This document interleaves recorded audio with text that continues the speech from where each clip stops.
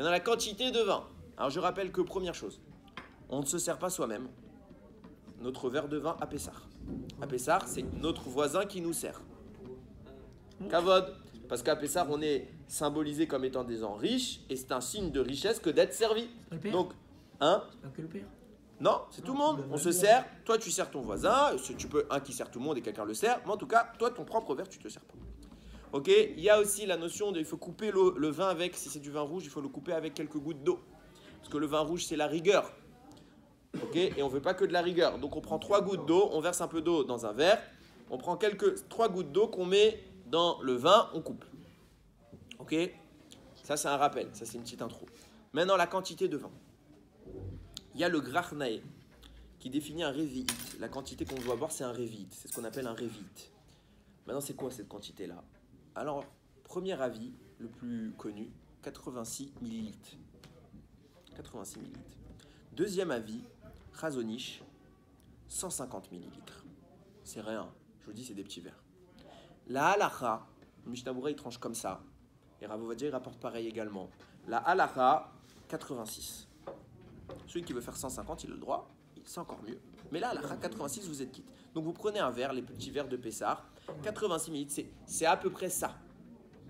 C'est pas grand chose, c'est à peu près ça dans un verre. Pour remplir le petit verre. Un petit verre. Maintenant, attention, c'est pas le seul critère à prendre en compte.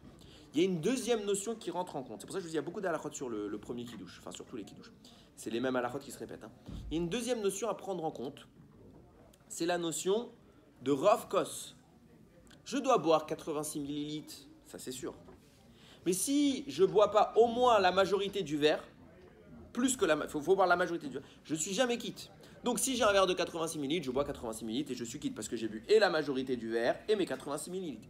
Si j'ai un verre de 200 millilitres, comme le papa souvent il a un beau verre de kidouche, s'il a 200 millilitres et qu'il boit que 86, il n'est pas quitte. Pourquoi?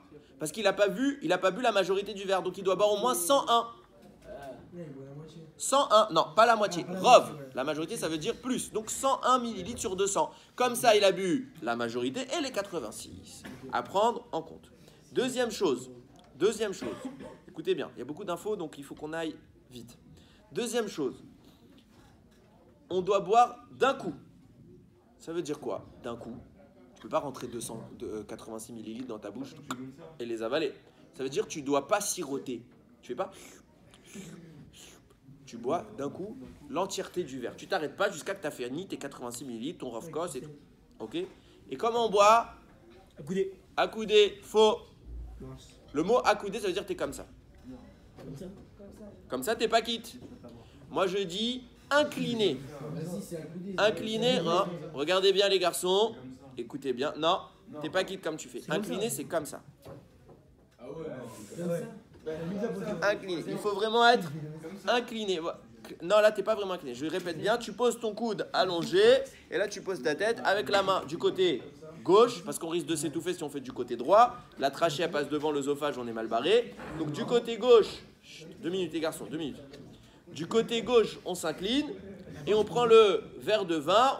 Au moment de le boire, on le boit d'un seul coup. Ok? Autre halakha. C'est la dernière halakha sur le kidouche que je voulais vous donner.